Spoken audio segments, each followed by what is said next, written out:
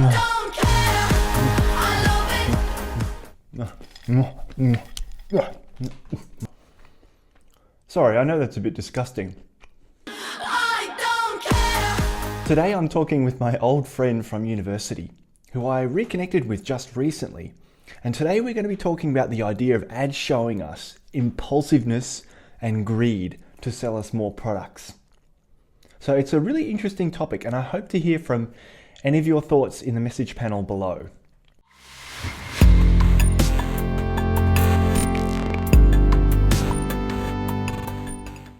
Okay, so what I wanted to talk about today is this idea of I don't care. And like, you know what it's like being in a classroom because you're a teacher. Yeah. And I've done a lot of teaching as well in the past as well. So I had a situation one time where there was this kid in my classroom who started singing that KFC song, and he said, I don't care. And it really irked me. And I was thinking, this is the problem with ads like that, the kind of influence it has on kids. So what do you think about that ad? Or generally speaking, those sorts of ads. I actually think they're a bit of white noise. What do you mean by white noise? I am so used to being assaulted by the media. Right. For me personally, I just have this automatic tune out moment in my brain where I just go, no, I'm not going to. I just put it out of my mind. Whereas I'd say my own children are probably more susceptible to it. Like my son's going on about the latest burger or something I've got to buy. Yep. Admittedly, that usually comes and goes in the moment. Yep. But I can see why some people, if they're just feeling pretty rough, would just go, you know what? Why not? Why not just shove a burger down my throat? Yeah, but the thing I take issue with is that, I'm not just talking about young people. I'm talking about people generally. You know, for me, those kinds of, I will use the word gratuitous eating, where it's like it's all about my impulsive desires. I feel like, personally, this kind of media going on all the time, not just this one, but a lot of different commercials and TV in general, is all about get myself satisfied with base urges and forget about everything else. Because the message there is, when something goes wrong, like the guy has a car accident or he loses his job, it's like, oh, my life is stuffed. Yeah. I don't care. Just eat a burger kind of thing. Yeah. So that's the message that's coming through. So I just think that has a bit of a detrimental impact on people maybe who aren't that aware, who just kind of, maybe they like the food, they think it's a joke, but I think it does have a detrimental effect on people. Oh, absolutely. I think at the end of the day, people might have, people have good lives, or I shouldn't, say good lives, but you know what I mean? Like, life is good. Yeah. Like they're not feeling that bad about how things are at the moment. And they would see something like this and go, I can make the active decision to push that out of my mind. Like I would all the time. But then, even personally, lately after the lockdown, life got busier again, and it's the first time I've probably driven into a takeaway joint in yonks. So you were stressed about stuff? Well, and time. So I'm stressed. I don't want to go home and cook dinner. It's running late. The kids have got to go to bed. Everything, all these things are piling up. Yep. And it's just a quick fix. Yeah. And I think I said to you off camera, I said, and then you feel good for 10 minutes, and then afterwards you feel rotten. And you don't even feel like you've had a real meal. See, I love cooking, so I love cooking things from scratch and making food as good as it can be. So when you have something like that, it doesn't even satisfy. You don't even feel like you've had a real meal. It feels like it's just a snack or a quick fix. And you can see why people would eat more than they need to, because it doesn't actually even fill you up. Yeah, it's like the sugar. It actually has an effect where, it gives you a quick high, but then it comes down quickly. But it's also that it's not satisfying. It has that tendency to make you want to eat more. Yeah, kind of thing. Absolutely. So, I think that the next morning I ate a big breakfast because I felt like I hadn't eaten properly, and that's because I hadn't.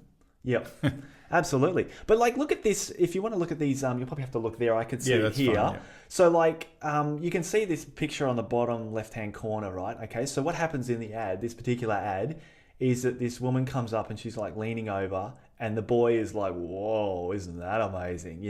Again, base urges. Yeah. Okay. And the mum's very much don't talk to my son kind of thing. And then I'm not sure what happens next, but there's something that happens, and then it does that quick cut. And it goes, I don't care.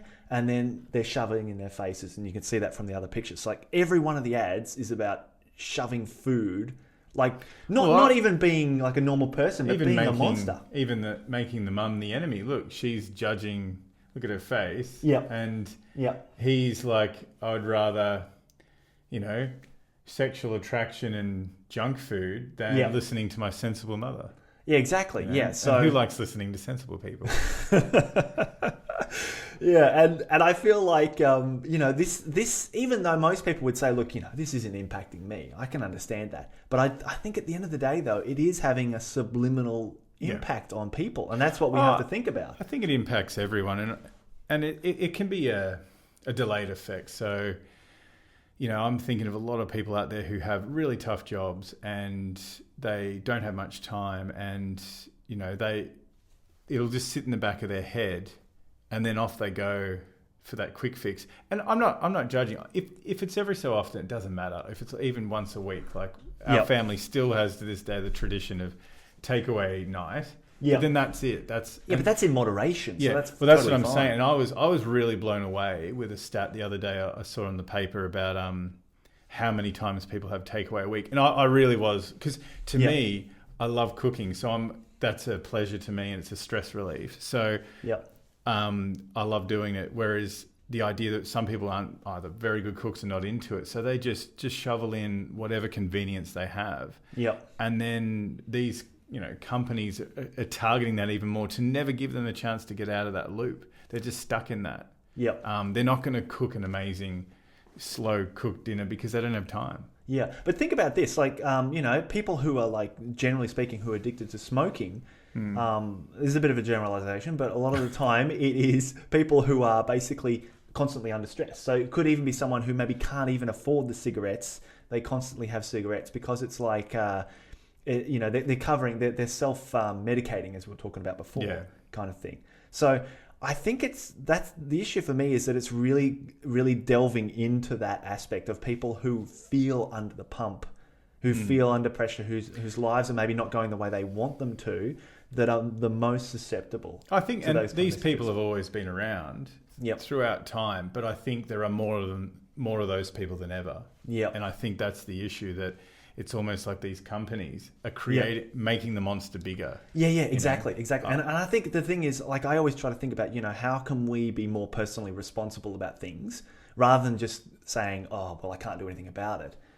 And I think the issue here is that, like, it's not only the message here, but the fact that, it's like we get plunged into stress more often, in terms of saying, okay, this is what on an abstract level, this is how you deal with stress. But at the same time, let's ramp up the stress. People feel like the world's going to end.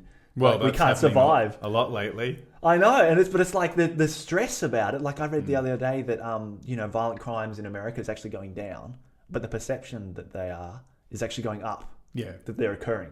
Yeah. Okay, so it's like the stress and the fear is being ramped up more and more, and then this is like a cue. What? How do we deal with it? Kind of thing. Yeah, So I think it's really a bit dangerous. And I just wanted to go through a few things. So with this type of ad, it's like act obnoxious, be impulsive, get sucked into base desires. And the crucial thing I think with this one is that it's about forgetting consequences. So have you ever had times in your life when you've, like, I don't know, wanted to forget about consequences? Oh, I think we all have. And how did you deal with that sort of situation? Probably had a drink. Well, I'm allowed to be honest. Well, that's totally fine. But I mean, like... Again, self-medication. Yeah, but I mean, like... it's obviously not good to have to do that all the time. Like you were saying, you were surprised at how many people go out and have takeaway like all the time. So when the fear reaches a certain level, it just becomes incessant all the time. Like going back to alcohol, and I know they're all related because of the targeting, the campaigns they do on people. But you think of the pandemic and how alcohol sales went through the roof. Oh, absolutely. And I get it. I probably got more because I don't have to drive, so I don't have to be responsible. Yep. I'm at home half the time. Time is passing, and I'm stressed about the pandemic and all these things in the background. Yep. Have a drink. Can you imagine what would have happened if they had shut down liquor stores during the pandemic? I would have made my own. Okay, that's resourcefulness, but a lot of people would have just been like, Yeah. what am I going to do? Not in Get the squashed bathtub. into a hole that they can't survive in, you know? Oh, and then that panic sets in, and they're always going to find another way to fill that panic. Yep. And yeah, I think the pandemic's really been an interesting way to see how people react, and Yep. it's almost like an exaggerated version of our reality. Yep. Like just watching how sales of certain products move up and down, like the toilet Yeah. paper thing. Yeah, Like exactly. just how people panic, they're in stress, and they can't calm down and go, you know what? Toilet paper does take up a lot of space on a shelf, and if I take it off, it's going to make it look like a lot was removed. Yeah. No one's thinking like that logic. They're thinking the shelf's empty, therefore I need to buy as much as I humanly can. Yeah. They're in a panic. Yeah. That they can't, deal with themselves in the toilet. Yeah, and I think this is the funny thing that we never get is that panic leads to consumerism. And really, at the end of the day, these companies want to sell more stuff. So I feel like there is a bit of a there's a real significant push coming from the media to make us stressed so that we do consume more. Like you were saying about your kids that they don't ask for that much for Christmas because they're not watching the TV. So I think that's really significant. Yeah. See, I was saying to you earlier that we really just watch streaming services and computer YouTube or whatever. Yeah. And they're not exposed to any of this. And, Yeah. and I actually turned on TV for the first time in literally years, a couple of years. Yeah. And sat down, and it's just assaulting you. Every time you change the channel, yeah. there's someone just punching your senses, and it's stressful. Yep. So yeah, and I wanted to talk just a little bit more about the idea of with the message of these things. It's also about disregarding authority. So what do you think when you look at this type of message on the back screen? Sorry, how do you think it deals with the idea of authority? look, I think especially, particularly in Australian culture, the idea of being told what to do, people aren't fans of it. Yeah. So if you can get onto that, like there it is, there's the sensible mum. Yeah. She's the one telling you what She's to do. the bad person. Yeah, Yep. she's even though she's trying to help you and you don't know that, but Yeah. that becomes the enemy, and they're feeding that, and then they grow the monster bigger. And so you might think, oh, it's a harmless burger ad or whatever it is, but all these little harmless things, they all add up to build a culture of feeling. I call it the monster. Like it just feeds it, and it is dangerous. Like it isn't harmless because it adds up. Like everything does. Yeah, and I think I'll be the first person to say, we should all have freedom. Like I'm a big believer in people having freedom of speech or whatever. Starting to sound American at the moment. No, but I think America goes, we are the land of the free, but they're not, and we're not really that free either. But I mean, I'm just saying that I champion that idea of being free, whichever side you pick in politics, but I think that it's good to be free in various different ways. But I feel like this type of message is authority is bad. And, both of us have taught in classrooms, so we know what it's like when the authority's not there, in terms of it does get a little bit chaotic, where you think the amount of discipline in schools nowadays is just basically reduced to nothing. Yeah. And teachers are stressed out of their minds trying to be able to get control of these kids. But I think that the thing that's interesting for me is that it's wonderful to have freedom, and you say to the kids, well, you can do what you want and you shouldn't let anyone tell you what to do. That's great. But on the other hand, it's this total disregard for authority, I think is bad as well. It's like it's gone too far in some ways. It's just so common, through all of history. Once it goes too far in one direction, it has to swing the other way. But logic tells us that it should be somewhere in the middle. It's like doctors always say, eat in moderation, but they either starve themselves or they eat too much, but not many people actually would sit somewhere in the middle all the time. Yep. And then they would say that about stress. Like sometimes you have to deal with things. You need to be responsible. Sometimes you need to sit down and relax and meditate. Yep. Have that time to yourself. But really, if people might swing one way or the other, and then it makes other things go wrong. So it's that classic. We're just not designed for being where we should be in the middle, like that lady. Yeah. Yeah, and I think the problem is that what I see from this message is that you know, it's all well and good to go, I'm going to solve my problem and eat a burger. Yeah. But then we've got the funny picture of Ben Stiller, which, you know, I know it's supposed to be funny, but like, funny. But I feel like it's like, this is what it comes to, that we totally disregard ourselves completely, and it's all that it's is all an exaggeration. I know it is an exaggeration. And that's why we're laughing at it, because when something's exaggerated, it's a parody. It's we're allowed to. That's the point. But I think it actually says something. It's like, well, for him, he's that person I was talking about at the start of the movie. He's a gym junkie nutcase, and he's so obsessed with his image. Yep. He becomes a heartless, cold person. Yep. And he doesn't want to be this guy again. Yep. But that's what's funny about his character. He's one or the other, but he's never that well-rounded person in between that all the other characters in the movie, like you think in that movie, we're referencing dodgeball here, people, but it's fine. And we're being philosophical about dodgeball. But when you think of the other people in the movie, the whole movie premise is that people are mostly just average people, and they're all different odd walks of life. Yeah. And these extreme people make it hard. And he's the epitome of that, really. Great picture. Exactly. He's the epitome of this. Yeah, and it's like, and the thing that's missing for me is that it's okay to be dedicated in one way and then swing the other way, but there's no centeredness. And really, at the end of the day, this is what it's about, being centered as people. Because, you know, if you go in one extreme and you're just like, I'm just going to work and work and work. There's this lady I saw a podcast with one time, and she was saying that she cannot not go to the gym. And she was like skin and bone. Yeah. Because she had a trauma. Junkie. It's a... Yeah.